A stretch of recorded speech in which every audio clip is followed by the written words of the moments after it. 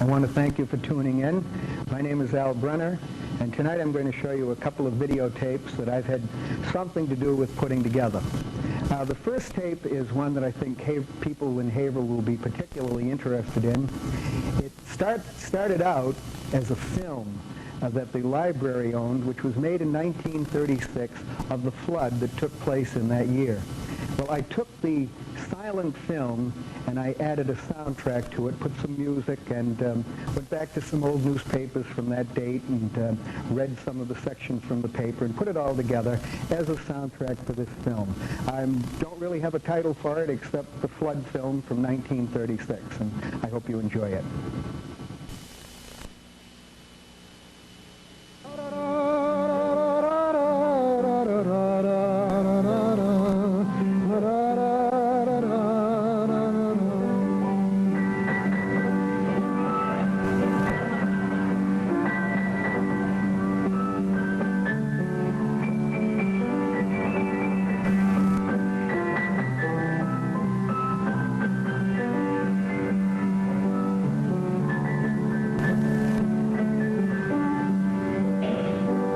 March 16, 1936.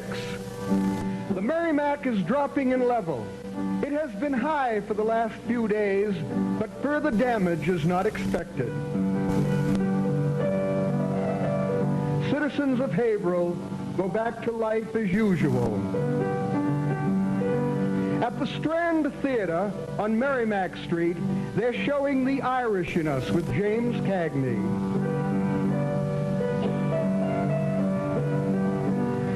W.T. Lyons, a well-known chauffeur in the city, died this morning when he swallowed a chicken bone.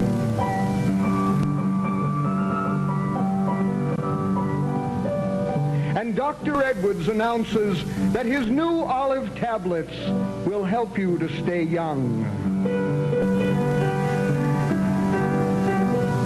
And one little item on the back page.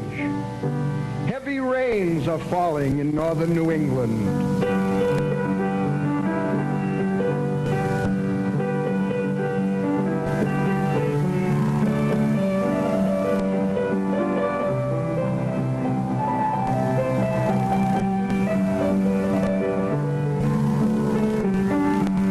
Oh, the waters came down on New England.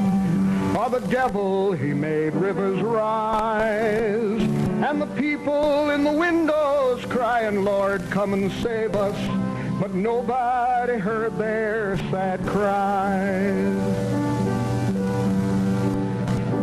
March 17, 1936. Great floods hit the eastern cities. Washington, Johnson City, Williamsburg, Buffalo, etc., etc., etc. 20 cities in all.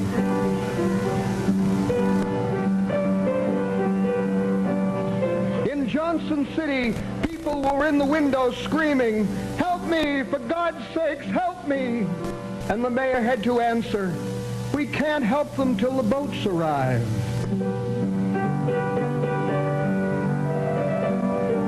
A dam collapsed in Hartford, Connecticut, wreaking havoc on the downtown area. In the Gazette, there was an editorial talking of false alarms and minimizing the problems of flood damage. Too many of us, the editorial said, have to make things exciting once in a while. Then large numbers of us look foolish by believing our own false alarms.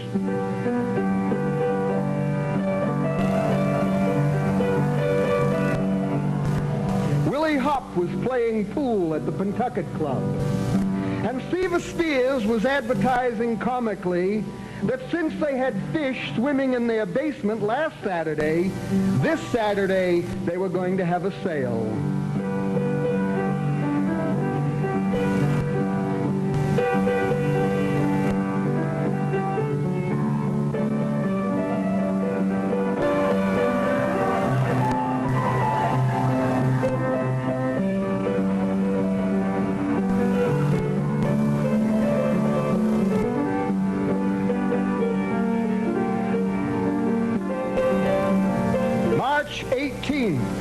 1936. The Merrimack is at flood peaks here. In New England, havoc is widespread. There are 10,000 homeless and 50,000 out of work. And up the river, the city of Lawrence is almost out of water. Dams and bridges are in peril. There are 76 dead in New England. Mayor Dalrymple has asked all citizens who own rowboats to make them available. The river water is rising 8 inches an hour.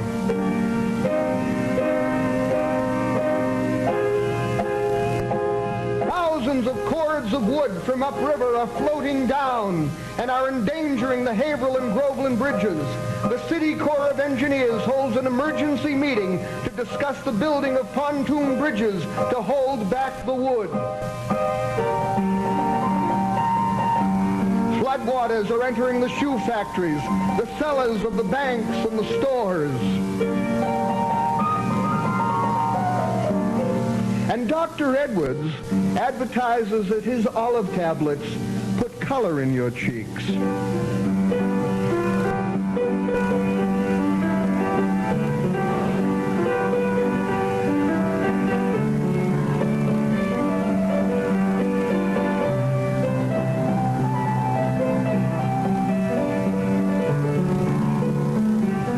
'36 is the year that I'm singing, when the waters rose up from their shores and rushed through the streets of the city, and the factories and the houses and stores. All the waters came down on New England. The devil, he made rivers rise, and the people in their windows crying, Lord, come and save us. But nobody heard their sad cries. March 19th, 1936. The Merrimack is at a record peak. There are 19 more dead in New England and $50 million in damages. Workers in Phoenix Row have to be ferried to safety by the fire department. The troops have been called out to be ready for emergency service. The river arteries are shut off. And the local troop leader says that the Boy Scouts will remain in readiness. And on the back page of the Haverhill Gazette, will the wonders of nature ever cease? Oxidol gets clothes snow white in record time.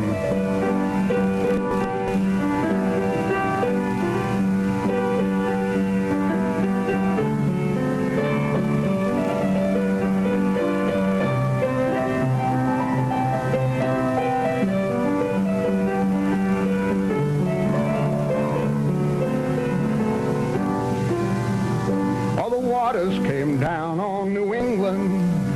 The devil, he made rivers rise, and the people in their windows crying, Lord, come and save us. But nobody heard their sad cries. March 20th, 1936. 3,000 are homeless in the city. Business is at a standstill. Stores are closed. Train service and bus service are suspended. Phones are out. Fire alarms are out. Haverhill and Groveland bridges are in danger of being carried away. They're ballasting the Groveland Bridge. And down in Wheeling, West Virginia, they even let the drunks out of jail to work on the flood. Major Bowes was scheduled to appear at the Paramount tonight with his original amateur hour. But it may have to be canceled because of the flood. And it's been called the biggest theatrical event in years. And on the advertising page, a flood of values await you at this fruit exchange. Oranges, 33 cents a dozen. Grapefruit, 8 for 25 cents.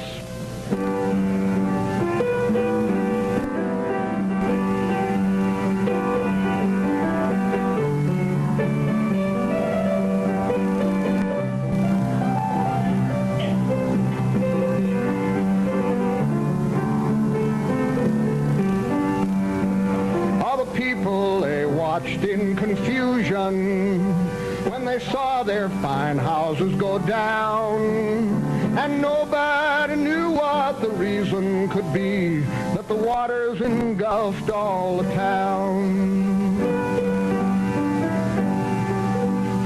March 21st, 1936. The flood cripples the city. Water rises 4 more feet in the night. 2 gas tanks collapse, and the gasoline poses a tremendous problem, and everyone is afraid of explosions. The governor of New Jersey refuses to pardon Bruno Hoffman, and he will most likely die for the kidnapping of the Lindbergh child.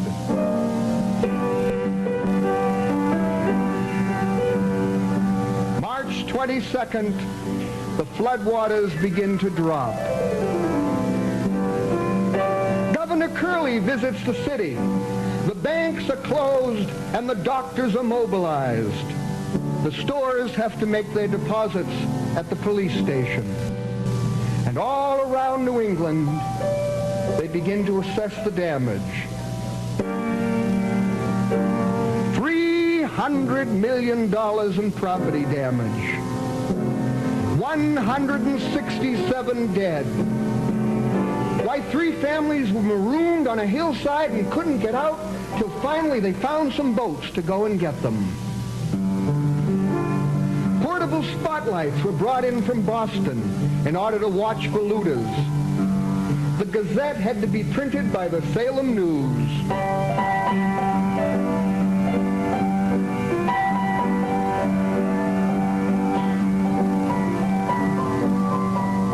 And down on Washington Square, after watching livestock and barns floating down the river, a fellow named Richard Downs did a daredevil dive from the 2nd story of a Washington Square building into the water, dressed only in his skivvies, in order to win a $5 bet.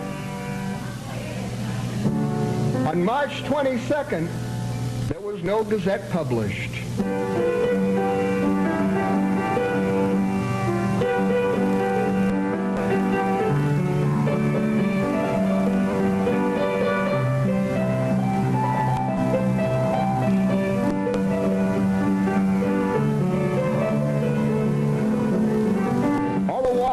Came down on New England. The devil, he made rivers rise. And the people in the windows crying, Lord, come and save us. But nobody heard their sad cry. March 23rd, 1936. The Board of Health takes over and declares a state of emergency. They close all the liquor stores. They void all passes to the flood area. The police seize foodstuffs and meats from downtown stores. The Board of Health says that things have been going terrible and there's nothing but confusion downtown. Mayor Dalrymple says that the Board of Health doesn't have the right to declare a state of emergency, let alone take over flood control, and he's going to go to court. In Springfield, a Good Samaritan rescued 4 cats, 2 dogs, and 3 canaries from a small island out in the river. On their way back, the cats and dogs and canaries began fighting. The boat went over, and they all ended up in the river.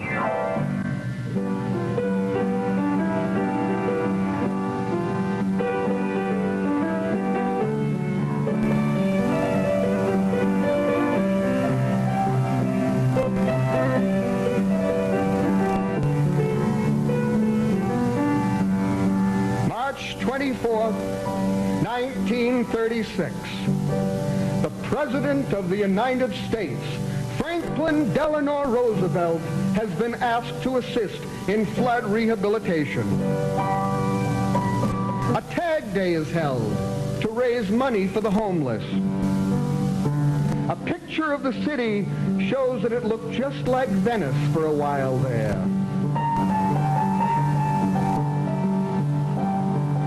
Up near Groveland, while cleaning up the debris, they found a casket with a body in it. The flood was gone, but not forgotten.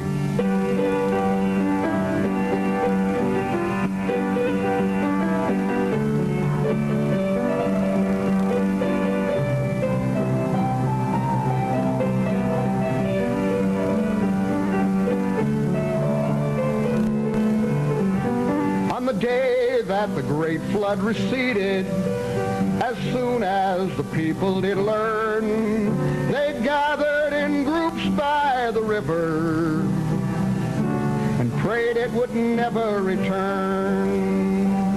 All the waters came down on New England. The devil, he made rivers rise, and the people in the windows crying, Lord, come and save us. But nobody heard their sad cries. March 25th, 1936. The flood is gone, but the advertisements in the paper and all over the front page talk about the flood, the damage, and how to repair it.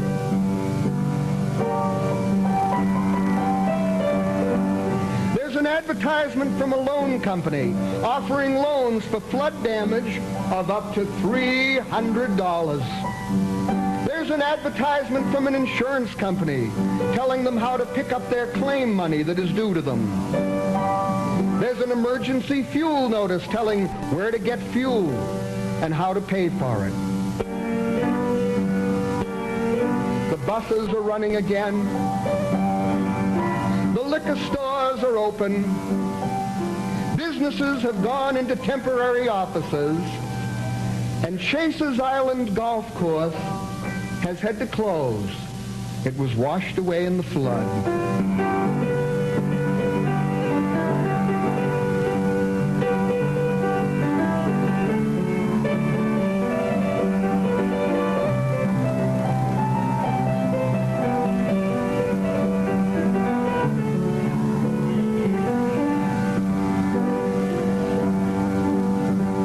And so the people of the city, they picked up their shovels, and they picked up their hoes, and they picked up their hammers and their nails, and their axes and their picks, and they went down by the river as they had done so many times before, after storms and floods, high winds and blizzards, hurricanes and fires, and the people of the city began to rebuild.